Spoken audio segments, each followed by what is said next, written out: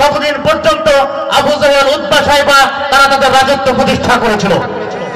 কিন্তু যখন ইব্রাহিম আলাইহিস সালাম, মুসা আলাইহিস সালাম, আমাদের প্রিয় হযরত মুহাম্মদ সাল্লাল্লাহু আলাইহি ওয়াসাল্লাম আগমন হয়েছিল, তাদের মসনদগুলো থরথর করে কাঁপতে শুরু করেছিল। একইভাবে আপনারা লক্ষ্য করে দেখবেন এই তিতুদাহ ময়দানে এই আবু জাহেল, উতবা, সাইবা, ফিরআউন, নমরুদের দোসররা তাদের রাজত্ব প্রতিষ্ঠা করেছিল।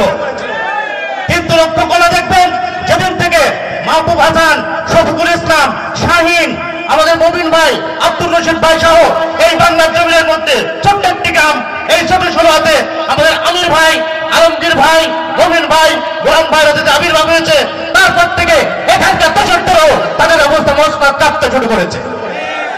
আমি স্পষ্ট বলতে চাই, সাবধান হয়ে যান। বাংলার জমিনে আগামী দিনগুলো হবে ইসলামের দিন, আগামী দিনগুলো হবে ইসলামের পতাকার দিন, আগামী দিনগুলো হবে কোরআনের দিন। সম্মানিত উপস্থিতি, স্পষ্টতায় বলতে চাই, সেদিন বেশি দূর নয় যেদিন বাংলার জমিনে ইসলামের পতাকা, কোরআনের পতাকা পথ করে উঠবে। সেই দিনের অপেক্ষায়, সেই দিনের প্রত্যাশায় আমি আমার এই বক্তব্য শেষ করতে চাই। শেষেই এটাই বলতে চাই, আপনাদের দিনগুলো ভালো কাটুক, আমাদের প্রোগ্রামটা সাফল্যের মণ্ডিত করার জন্য সর্বাত্মক প্রচেষ্টা করুন। ধন্যবাদ সবাইকে। আসসালামু আলাইকুম ওয়া রাহমাতুল্লাহি ওয়া বারাকাতুহু।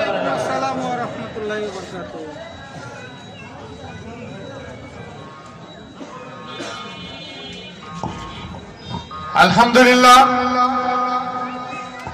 আমরা গুরুত্বপূর্ণ আলোচনা শুনলাম এর উদ্বোধনী বক্তব্য। এ পর্যায়ে আলোচনা নিয়ে আসছেন তিতুদহ ইউনিয়ন সরকার বাইতুল মাল সম্পাদক ও সাবেক বাংলাদেশ ইসলামিক ছাত্র শিবিরের চুয়াডাঙ্গা সদর পশ্চিম থানা শাখার সম্মানিত সভাপতি ভাই মোহাম্মদ শাহিনুল ইসলাম।